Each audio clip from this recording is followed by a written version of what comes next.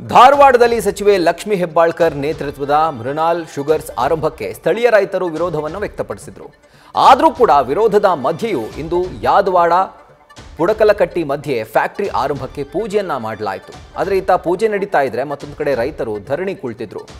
ಸ್ಥಳಕ್ಕೆ ಸಚಿವರೇ ಬರುವಂತೆ ಗ್ರಾಮಸ್ಥರು ಪಟ್ಟನ್ನು ಕೂಡ ಹಿಡಿದಿದ್ರು. ಬಳಿಕ ಸ್ಥಳಕ್ಕೆ ಬಂದಂತಹ ಸಚಿವೆ ಲಕ್ಷ್ಮಿ ಹೆಬ್ಬಾಳ್ಕರ್ ರೈತರ ಮನವೊಲಿಸೋಕೆ ಮುಂದಾದರು. ನಿಮಗೆ ಕೈ ಮುಗಿತೀನಿ ಅಂತ ಸಚಿವೆ ಮನವಿಯನ್ನ ಮಾಡಿಕೊಂಡ್ರು. ಇನ್ನು ಚನ್ನರಾಜ್ ಹಟ್ಟಿಹೊಳಿ ಕೂಡ ನಿಮಗೆ ಸಕ್ಕರೆ ಕಾರ್ಖಾನೆ ಕಟ್ಟುವಕ್ಕೆ ಅವಕಾಶ ಮಾಡಿಕೊಡಿ, ನಮಗೆ ರೈತರೇ ನಿಮಗೆ ತಪ್ಪು ಕಲ್ಪನೆ ಇದೆ, ನಾವು ನಿಮ್ಮೊಂದಿಗೆ ಇದ್ದೇವೆ, ನಿಮಗೆ ಅನುಕೂಲವಾಗುವಂತಹ ಕೆಲಸ ಮಾಡ್ತೇವೆ, ನಮಗೆ ಈ ರೀತಿಯಾಗಿ ಅವಕಾಶ ಮಾಡಿಕೊಡಿ ಅಂತ ಮನವಿಯನ್ನ ಮಾಡಿಕೊಂಡಿದ್ದಾರೆ. ನೀವು ನನ್ನನ್ನು ನೋಡಿರ್ಬೋದು, ನನ್ನ ಸ್ವಭಾವ ನೋಡಿರ್ಬೋದು ತಂಗಿ.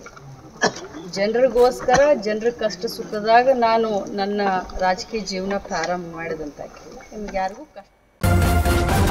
ನ್ಯೂಸ್ ಫಸ್ಟ್ ನಿರ್ಭೀತಿಯಿಂದ ನಿಮ್ಮ ಪರವಾಗಿ.